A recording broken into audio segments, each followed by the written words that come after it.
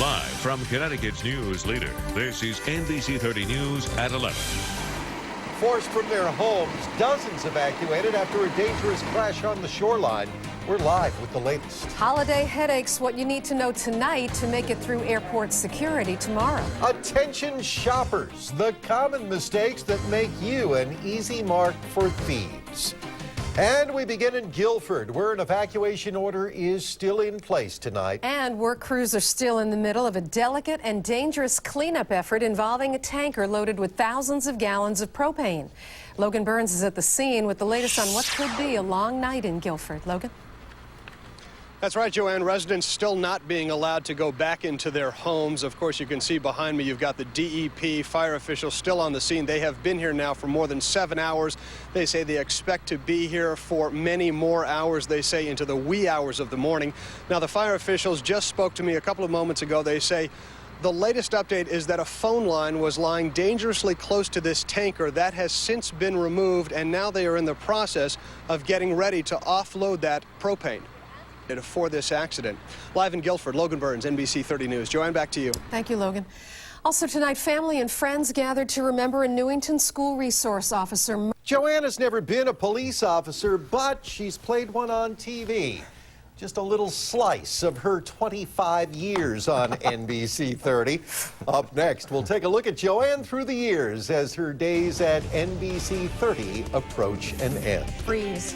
Okay, guys, so we have a stalled storm down the coast, and it's showing signs of moving toward us at a most inopportune time. My holiday weekend forecast coming up. We're back in 60 seconds. You're watching NBC 30, Connecticut's news leader. Oh, so many things change over 25 years in this world and in our lives. But for 25 years, Connecticut has counted on Joanne to deliver the news of the day at 6 and 11. That, too, will change next month when Joanne leaves NBC 30. So tonight, much to her dismay, You bet. we begin to look back at a remarkable career. Good evening and welcome to the first edition of Connecticut News Today. Good evening. Funeral services are scheduled for Friday. Hi, everybody. I'm Jerry Brooks. I'm Joanne Nesty. The co-anchors changed, and so did the hairstyles. But for 25 years, Joanne Nesty has been the heart and soul of the news on NBC 30. How do you pay tribute to a person who set the standards for journalistic integrity and grace for this station and for all Connecticut broadcasters? Joanne's work speaks for itself. You know, I didn't expect this to be as overwhelming an experience as it's been even so far early in the going. This is an amazing display of faith and love for Pope John Paul. Joanne hit the road to cover the Pope's visit to the Northeast in 1995, and she had some pointed questions for President Clinton at the White House. It was the greatest assignment on the ugliest day Washington has seen in a long, long time.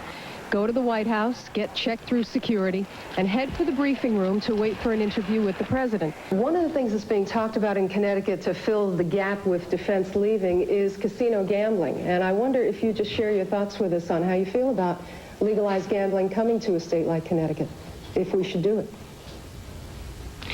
I'm not the best person in the world to ask about that because I grew up in a town that had the largest illegal gambling operation in America. Hurricane Gloria has come through, is still coming through. In 1985, Joanne and Brad Field took to the air for hours at the height of Hurricane Gloria. Can't stress enough how important it is for you to stay where you are if you can and be sheltered and stay off the roads. And over the years, Joanne was never glued to the anchor desk.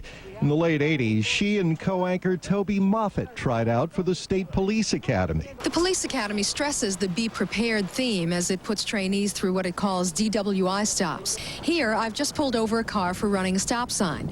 They told me later that going right up to the driver's door was dangerous. He could have used the door to knock me down. As I ask for license and registration, I notice there are 2 beer cans on the front seat. Could you just step out of the car, please? What? I can't say for sure that he's drunk, but it wasn't a bad idea to check him out. But Joanne is hardly all business, as Brad Field shared during a moment marking her 10th anniversary at the station. There's a fun-loving side of Joanne that those of us who work and play with her have gotten to know over the years. She's a pretty good athlete and an avid golfer, sometimes to the point of not knowing when to come in out of the rain. 8500. Hey, me too. And Joanne shared her wicked sense of humor we all know so well with viewers when she took the audience on a station tour in 1990. This is my package tonight, so I'm going to take it out of the machine and just show you the route that we traveled to get it up the stairs. Nobody, I don't think, has crashed into any filing cabinets that I know of, although I was told today that one of our photographers, one of our taller ones, did bump his head on a pipe, and I think he required something like 17 stitches. We're really in the nether reaches here, but back, not exactly on the tour, if you know what I mean. But through the years and the stories, and most of all, the laughter, we know Joanne is cringing right now because, as she says over and over, it's not about her. The other thing I want to tell you is that all the hardware in the world doesn't get this newscast on the air. Dedicated people do. You'd almost have to have a sense of humor, though, wouldn't you, to have hair like that? Really? Well, I used to myself, but, you know, it's all gone. You know, I just want to say a couple of things. First of all, thank you to executive producer Jenny Barron for pulling all of that together, and to you for not only narrating it, but also keeping an eye on Jenny so that we didn't hear any, you know, piano music. We're not going to do violins, strings, yeah, and pianos for Joanne's departure. But, you know, when you look back on the people you've worked with, you really have worked with some really good people, from the photographers to your co-anchors, sure Toby Moffett and guys like that. Just which is why it's not about me, it's not about us, it's about everybody in this building. So, you know, all of this leaves you thinking that, or we create the impression, I think, sometimes that, you know, we work alone, but we don't. Kevin, you grew up watching Joanne, didn't you? No comment. I will say, though, I must correct our meteorologist. You're better than a pretty good athlete. Yeah. No. Nesty wins all the company golf outings. You know, Kevin, that whole football thing was a promotion thing. Remember that, Brad? Yeah, I remember that, but you were a star on the Channel 30 softball team. You were our second baseman. You know, you batted second, you got on base for the big guys. That's kind of charming when you're 10 years old. Yeah, well, but you know. Really, it loses something in adulthood, I think. I don't know. And you guys have been working together for a very, very long time. Yeah, it's going to be, well, my 23 years here have been with Joanne's 25. So, we shouldn't cut into any more weather time. No, we can cut into weather time. No, it's your turn. But thank you. we've Thank you, Jenny. We've got a month and a day left with Joanne, and we're going to have a lot of fun. We are. Forward. We're going to laugh our heads off because we're going to see more pictures like that. Probably. Yeah, and hopefully my forecast for you last month, Joanne, will be good. Tom Cameron's great. David Brent, John